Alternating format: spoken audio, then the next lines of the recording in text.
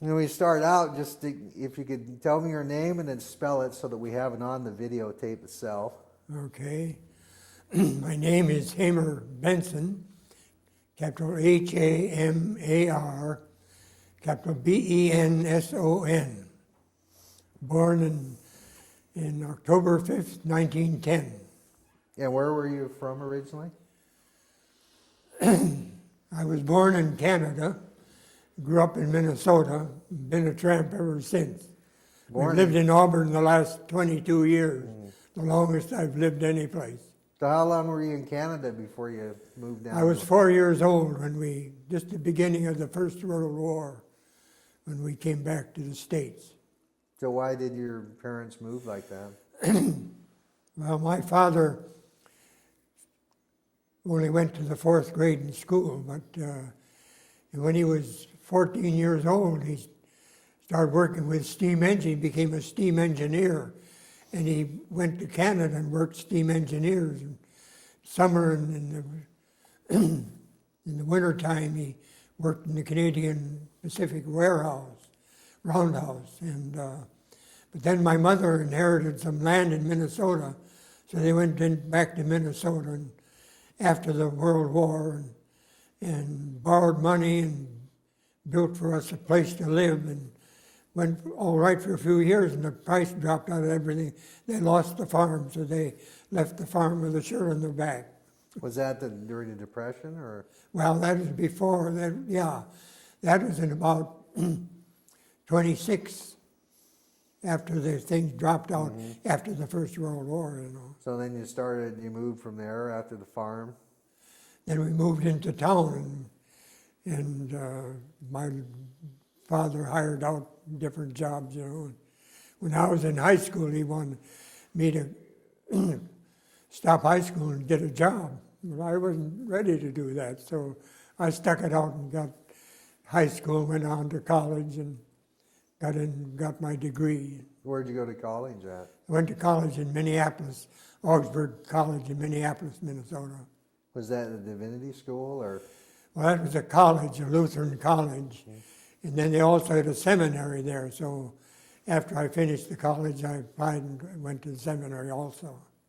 So you're a Lutheran pastor then? Yes. Yeah. I was ordained in 41. So I celebrate my 61st year of ordination this year. Congratulations. Thank you. So do you remember when Pearl Harbor happened? Do you remember hearing about that? Yes, I do. I was in my first parish in Superior, Wisconsin. And it was after that I began to feel kind of very unrestful. So I finally applied as a chaplain and was accepted. Well, you must say, if you were in your first parish, you must have been almost, at that time, you must have been getting ready to give a sermon, I guess. Yeah. Because it was Sunday. What time was it where you were that you heard? Oh, it was in the evening, as I remember. Really?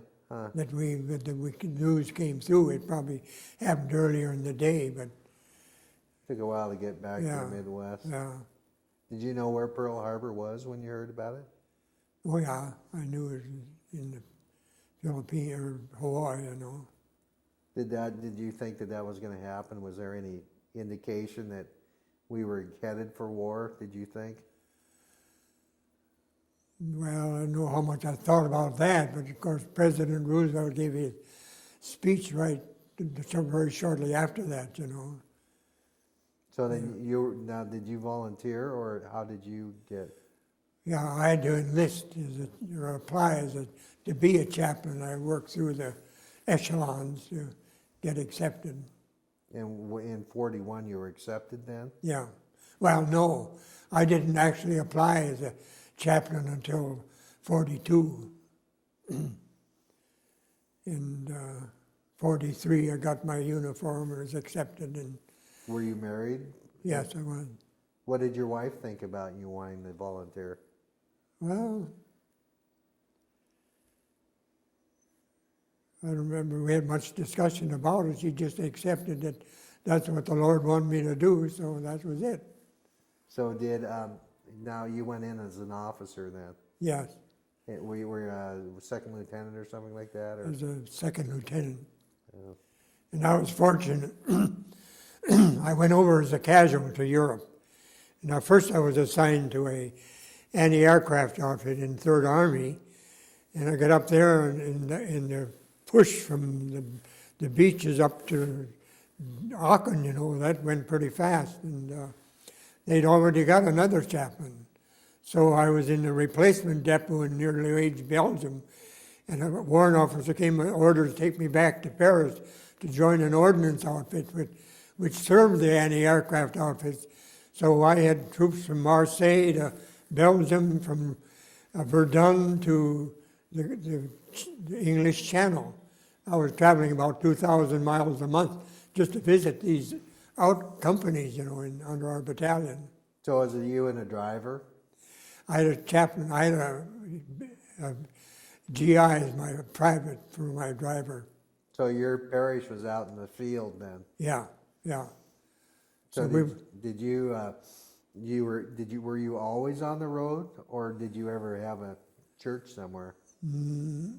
Well, when we finally, after we got up in Bad Neustadt, northeast of Frankfurt, and there I used a church,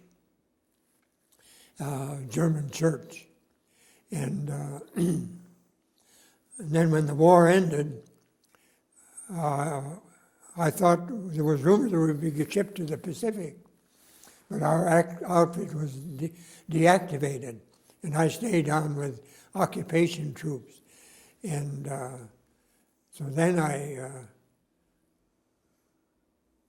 it sounded like I stayed in Bad Neustadt under occupation troops, So when you were driving, earlier when you were based in Paris and driving around, you drove to every battery in your group?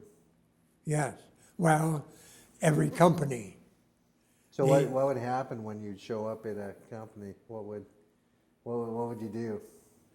Well, I just get acquainted with the fellows, and then on Sundays I'd have services and visit. And I remember one night they were having a party, and this one guy, he was pretty heavy, and he had too many drinks, and he fell and he broke his ankle, and it was a bad break. We had to load him on a weapons carrier, and those roads were in bad shape because of all the war. I was the roughest driver I've ever had. He had enough alcohol in him, I guess it sort of took the pain away, but I used to visit him afterwards in the hospital, and he really had a miserable time. So you'd drive out to a group, and you just sort of made yourself known and available in case someone wanted to talk to you? When I was back in Colorado, we had a ambulance outfit, a motorized ambulance that changed to a mountain ambulance up in the mountains. So they were up in the mountains practicing and letting people down on stretchers. And one time, the one rope broke. I went swinging like that. Fortunately, he was strapped onto the stretcher, so nothing happened to him, but it was a pretty close call. So on the were there all sorts of chaplains? Were there Lutheran and Catholic and? When I joined the 311th Ordnance in Paris, that night the GIs came in the headquarters came visiting, getting acquainted. They didn't want to get another pastor because they had two before. Chaplains. One of them gambled and took all their money. The other one drank all their whiskey. So they didn't want another chaplain, so they had to tell me what kind of guy this was. Want to see if you're a gambler or not? Huh? Yeah. So did you get a good turnout on your Sunday services? Well, we thought about that. I suppose it's about like in the average parish in any home community, certain percentage would come and the rest of them didn't. So that's about the way it was there too. So did a lot of people come to you with personal problems? Well, yeah, they came, different problems, yeah. For like homesickness or? Well, I had one fellow that came that he was married, but when he got in his service, his wife found for somebody else, so he didn't have a wife. Yeah, he was pretty hurt, was he? Yeah. Pretty hard to say anything to somebody that was. Yeah, when I was in Camp Carson, Colorado, at the 2nd Army Training Headquarters, and there was a quartermaster battalion. These guys had been in there for several years, and they were aching to get overseas. And so they had a lot of fellows that were screened out of combat units and come into there. And so they would put them through the traces, hard training, get them prepared for overseas. And one guy out on the works had a heart attack and died in the hospital that night. And when I got my orders, all of a sudden, I'd just been there a month or so, and I got orders to go overseas. And they were really belly aching. They wanted to go overseas. I heard afterwards they did get to go finally. So now you're wearing an Army Air Corps patch. Now you were attached to the Army Air Corps at the start? I went out as a chaplain, as a casual. I went overseas as a casual. And then I was assigned to an anti-aircraft outfit, and they'd already got that filled, so I was taken back to Paris to be part of the ordnance battalion that served the anti-aircraft. Oh, okay. So I got to the anti-aircraft anyway. So that you were still sort of Army Air Corps. Then. Yeah. Yeah. It was under 9th Air Defense Command, but it was under 9th Air Force, but they called it 9th Air Defense Command. So now you were always based out of Paris when you were moving on that Jeep when you were going around? No, we went from Paris. I joined them at Paris.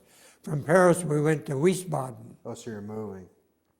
And from Wiesbaden, we went to Bad Neustadt, further out in. So in Wiesbaden, what was Wiesbaden like when you got there? Well, we stayed there. We lived there in a vacated Luftwaffe base. And the thing that impressed me about that was that the German civilians came and they would strip tile off the roofs and lumber off the building, take them home to repair their own houses. And I didn't see that in France. That was a big difference. The French, they just let things go, but the Germans, they did repair. Yeah, Wiesbaden, that area was pretty heavily bombed before you got there. All those places, that I don't remember at Wiesbaden, but what I remember about Wiesbaden, there was a huge garbage dump. And I used to drive by there, and see mature civilian people fighting over the garbage. When we got to Frankfurt, it was bombs, and they had to bulldoze the streets so you could drive there, It was just terrific. And that was down the coast, too. They bombed those places, so they just leveled everything. There was a lot of things weren't very good. There was a lot of starvation in Germany at that time, too, wasn't there? Yeah. I remember in Paris, I met a French family that said that for several months all they had to eat was carrots. Didn't have enough food. I was at one company up towards Hamburg that they ran out of food. All we had was grapefruit juice and I don't know what there was, some vegetable. All we had to eat. They ran out, Yeah. So were you in Europe at the time the Battle of the Bulge occurred? Yeah. Was that a surprise that the Germans could do that? Well, I guess it was kind of a surprise, but we were in Rouen. We had a company in Rouen between Paris and the coast, and some of the people got pretty cocky. They want to nudge you off the street, They thought maybe the Nazis were going to take over again. It's unbelievable. They thought they would turn the tide of the war again. Yeah. And the strange thing that they used to come with their pails, when we had our chow line and pick up the scraps. And one of the fellows got to talk to somebody he could understand. And what do you do with that when you get it home? So maybe they fed it to their chickens or something. No, they put it on the table to eat. So that's what war does. It was pretty devastating, wasn't it, for Europe? Yeah, oh yeah. Was that hard being away from home? Well, of course, I was always pretty busy. You know, I was traveling and going. I didn't have much time to sit around and be lonesome. Did you get lots of letters from home? Oh yeah, regular letters. Did you write lots? Yeah. They always find you? Your mail was pretty good at finding you wherever you were? Well, sometimes it was quite delayed, but then again, it would come through pretty quickly. Did you have to ever deal with things with soldiers that was very hard for you to deal with? No, I really didn't have anything like. I had that one guy that broke his leg, you know, and in small cases like that, we had. When I was up at the replacement depot behind Aachen, they were shelling Aachen. You could see the fire, the explosions at night and hear it, you know, but a young GI came and they directed him to my tent, I guess, and he was AWOL, you know, from his outfit. So we talked about that, what he should do, you know. Well, there was actually no place else for him to go. He'd go back to his outfit and tell his officer he just couldn't take it, and he took off, and I left him with the Lord to give him strength to stick in there, you know, and we talked about that, and finally he decided, well, that's what you're going to do, and he took off again. Went back up there. Did you get a lot of discussions like that with? No, that's about the only one like that I ever had. No one ever questioned what they were doing, or? Not really, no. I think that most of them were there. I remember when I joined my outfit in Paris, they said that the chaplain that they had in England, before they came across the channel, he got orders, so he got transferred before he crossed the channel to go over in the foxholes. You avoided it, huh? Yeah, that's one way to do it. But I don't know how a GI, he can't ask for a transfer. I suppose he could, but it wouldn't work very well. So when you're driver and you're driving a couple thousand miles like that, did you ever get lost driving around? Well, I remember once we went in, went up to Belgium, into Liège, Belgium, you know, and we asked for directions. And an English MP gave the direction, and he went, no, he wasn't English. Well, yeah, he was English, but he gave us the directions in about 2 sentences. He gave us the directions. You can't. He says the final word. He says you can't miss it. We took off from him in a block or so. We were lost again.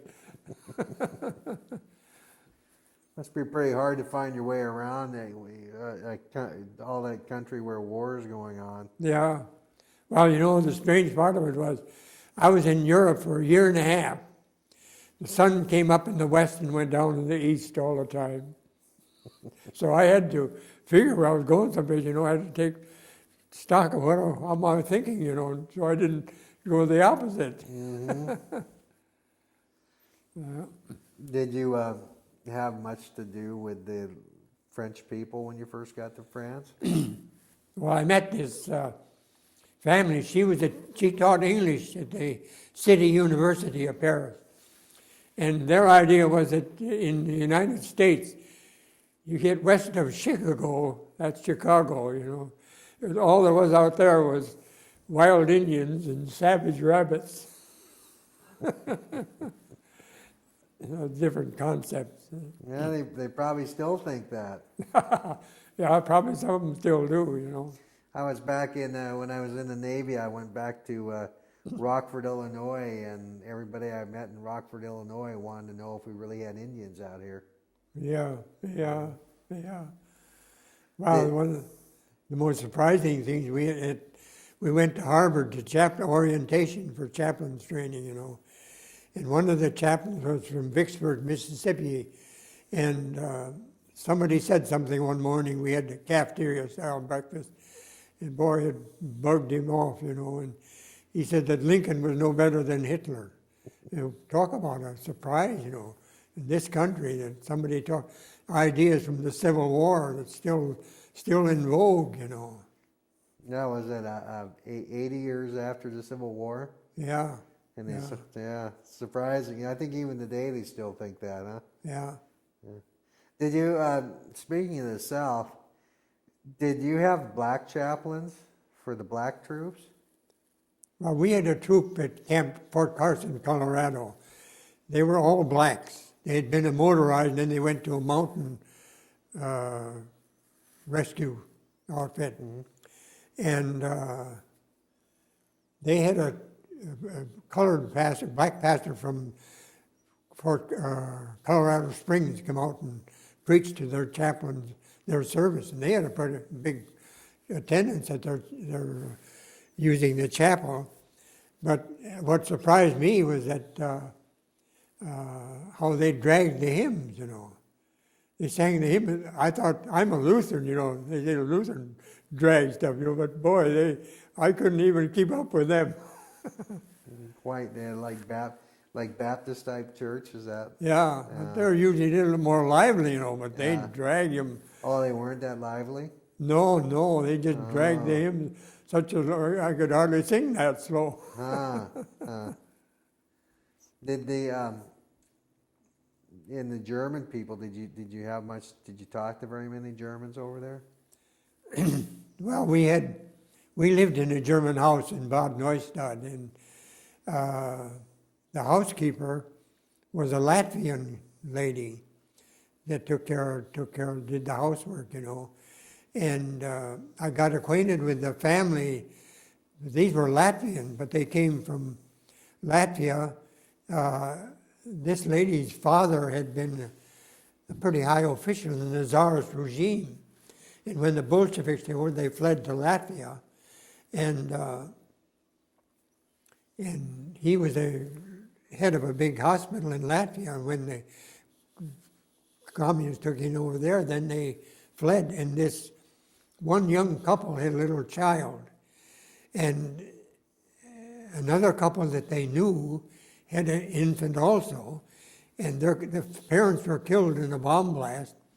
And this young couple took their baby that survived and walked 300 miles to cross into Germany as refugees. And this doctor and his wife, both were doctors. They were Russians, but they had come from Latvia, and they wanted to go to either the United States or Argentina. And they had morphine stored in their person.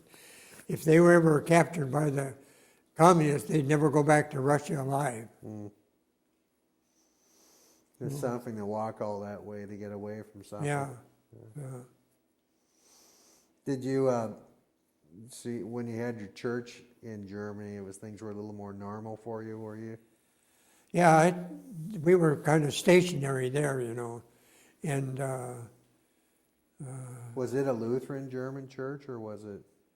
Well, I think it was the Orthodox, or I suppose you'd call it the state church. And it was a neat church. They had electric heat, but there was no heat in it. Under the floor, electric running on it, but there was no heat in it. There was cold in there. Was the parish, the German priest, still at that church? I never got acquainted with them for some reason or other. Were they there, or were they gone? I don't know. There's one out on the outside of the church. They had a list of missing persons. A whole wall of the church. And I remember one young teenager, I suppose, came in there, about 16 years old, I suppose. She was looking for her family.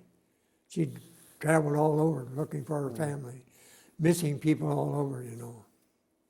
There's a lot of missing people in Germany, wasn't there? Yeah. Uh, We used a machine shop. In fact, I have at home, I have a pistol, 22 caliber pistol that was made there, you know, and we got the parts and put it together, fashioned it, and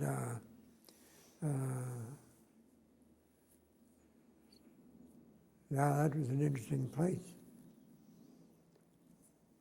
So what type of sermons did you give over there on Sundays? Well, I usually, one chaplain said a composite, I was preaching the Word of God, but that's my limit, what the Word of God says and what God's plan is.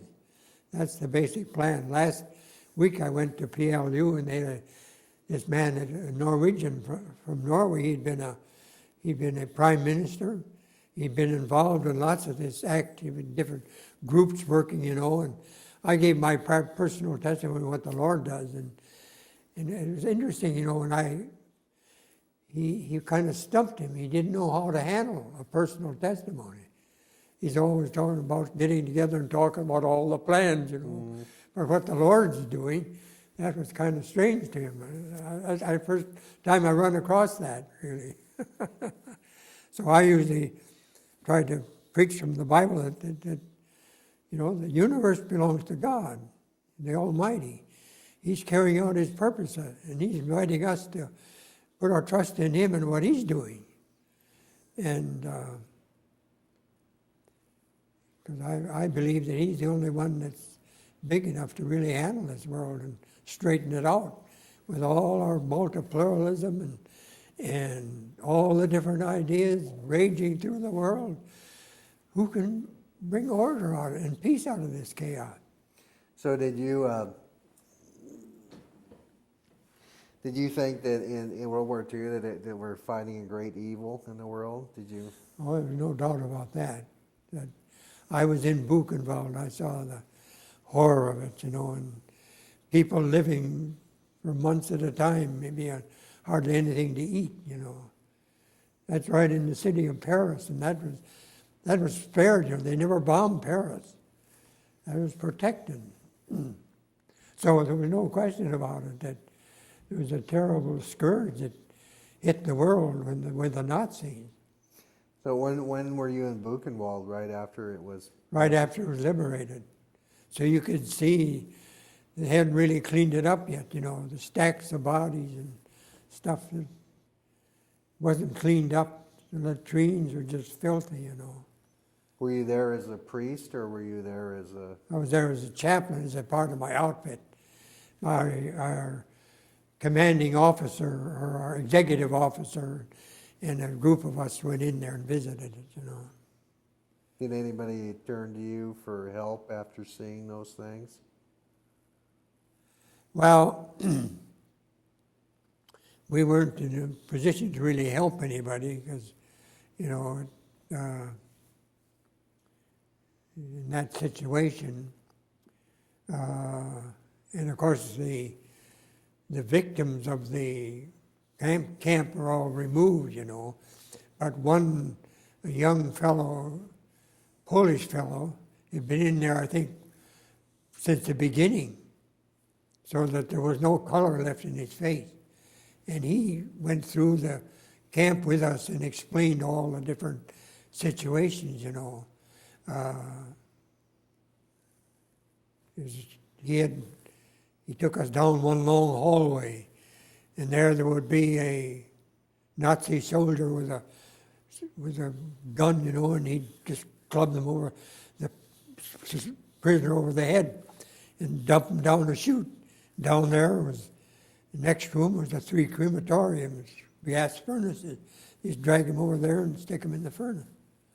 And the hospital beds, a 3/4 size bed, 3 patients on it. And stuff like that, you know, it's just unbelievable. unbelievable that human beings could treat other human beings like that. So that's something that you never forgot, the things you saw? You never dream anything like that could happen, you know. I had a German professor in this country, and what he thought about Hitler, you know. To begin with, Hitler did some pretty good things. Like, for example, he built the Autobahn, you know. You could go 60, 80 miles an hour across Germany. And so even people in this country, they got letters inviting them to come over there, you know, and visit, to see what they're doing. Of course, they only see the good things, you know, but the desperate things, that was hidden, you know. So that even the people near Buchenwald, when it was cleaned up, and then they got to see it and the result of it, it was incredible. They didn't believe it. Just like people today don't believe that the Holocaust happened. But they're right next to it. They weren't aware of what was going on there. So some people try to rewrite history too, don't they? That they try to claim it didn't happen. Yeah. Well, we're doing that. There are those that are trying to rewrite our own history and denigrate the heroes of the past. There was nothing to it. I just read a book written about Lincoln that goes against everything he stood for. Somebody digging up stuff to pattern something like that. Can you believe that? Mm. So in Germany, how long were you there during the occupation? Well, I suppose I was there about half of my time. I was there 18 months. I was about 9 months in Germany before I got settled down, or maybe a little less than that. It's kind of hazy back there. I remember just when I moved. Do you remember the day that the A-bomb got dropped and ended the war in the Pacific? Yeah, I remember that too. Yeah. That surprising that there would be something that powerful built? Well, yeah. Do you think that was a good? Do you think it was a good thing or a bad thing to use the atomic bomb? Well, you know, that's a pretty tough question. But it ended the war, you know. Although we did 2 of them, didn't we? So that's a strange thing, you know, that with all our expertise as human beings, you know, we can't talk ourselves out of something. We have to go to war and destruction. It's just like now we're going to go down and take out Saddam Hussein. Maybe that's the only way to do it, I don't know, but there should be, with the United Nations, you know, there should be the burden of human opinion should almost compel Saddam Hussein to give up his evil ways. But we don't seem to be able to do it, do we? I don't know. So we got some pretty big problems yet to handle.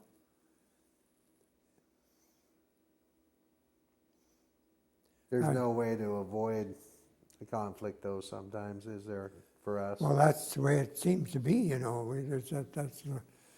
It gets to that point, and that's the only way to do it. I read this book by Pat Buchanan, you know, after the 2000 election, on the decline of the death of the West. And he gives statistics of what's happening in this country.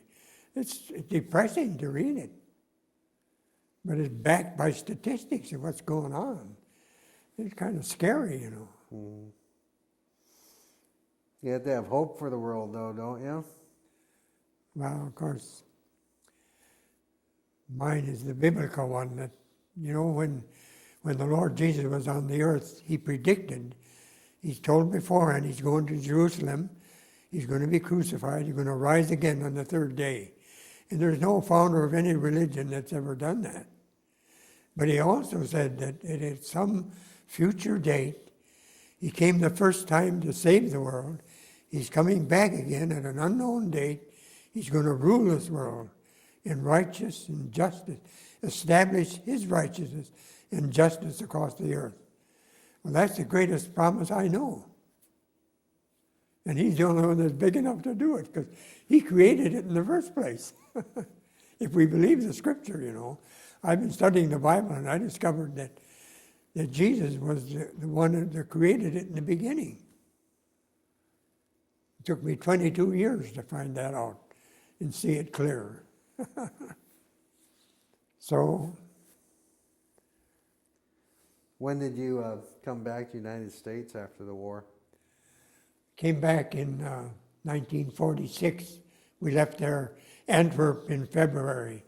We went through a hurricane down in the Azores in the South Atlantic. And remember one evening about 5 o'clock, they battened down the hatches, ordered everybody below. And that's the wildest night I've ever spent. I had to brace myself to stay in my bunk, or they just throw me out. And right next to me there was a big open space in this Liberty ship that was hauling troops. And there was a 50-gallon drum. It was going back and forth in every direction, banging and banging. And long about after midnight, all of a sudden it's as smooth as glass. And I began to relax. Boy, this is wonderful, you know. And about, 10, 15 minutes of that, and all of a sudden, bang, away we go again. And the next day I learned that I heard talking to one of the crew members up on decks, and the skipper had been sailing for 35 years. It's the first night he'd gone through the eye of a hurricane. And when they shipped the propeller would come out of the water, and it would just shiver through every inch. And I thought to myself, this could break in two. And I learned after I got back in the States that some of them did. Didn't have enough ballast for hauling troops. I got back to camp in New Jersey, and I slept in the upper bunk the first night. I woke up in the morning, my feet were going up and down like I was still on the ship. So did you get discharged after that and go back to your parish? I didn't get discharged until March of '47, but I didn't go into the reserve because I had a family and I didn't want to spend my vacation with the reserves. I wanted to be spending it with my family, so I went back to the parish. So you're proud of your time in the service? Oh, I'm thankful for that. It was strange that I really got the tour. I went in as a second lieutenant in August, and I was overseas in August. In November, my commanding officer sent in for my promotion to captain. And I met guys, been over there for 2 or 3 years and still second lieutenant. So, and I got to travel from Marseille to Belgium, from the channel to the coast, all over the place, And most of them were tied down, so I was really fortunate.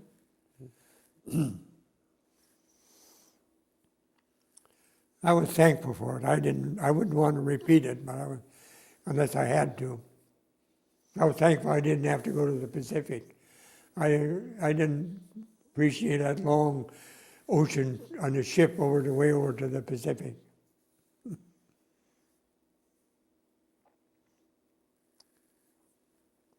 Did the trip over there was as bad as the trip home? Yeah, I wasn't as sick. Well, I was sick both ways because I was seasick. But coming back on that Liberty ship, I had to write a piece for the ship's paper every day, so that kept me occupied. One day I was walking along the galley there, and they had steaks. They were preparing for the evening meal. Now, wow, maybe we're going to get a decent meal for a change. But no, oh, we got some soup and stuff for supper. That was for the crew.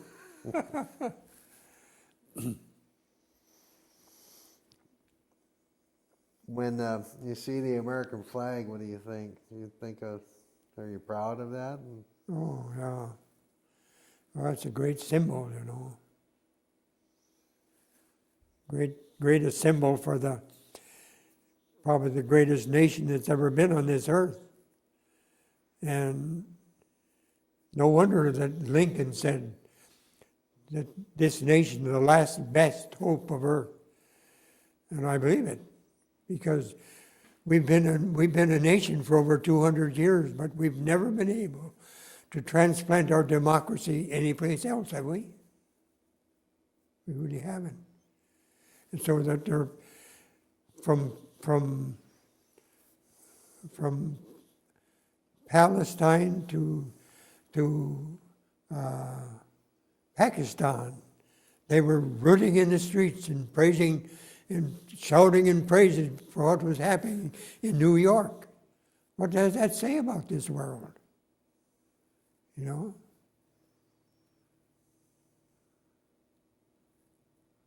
if we're going to go out and remake all these nations that hate us today, that's a big job. I don't know if we're equal to it.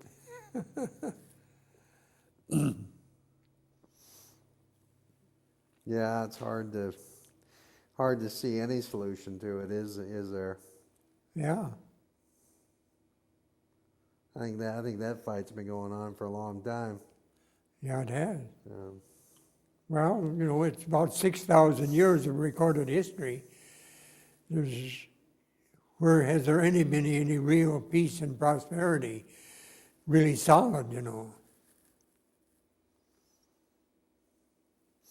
Even for our country, it seems like we don't go for a long time with total peace.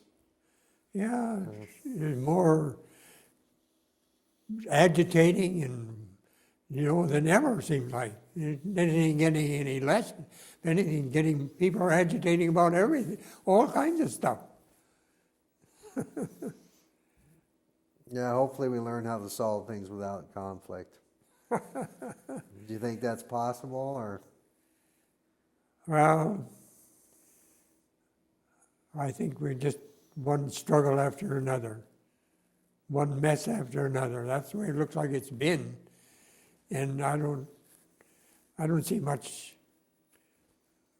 evidence to say that it'll be any different.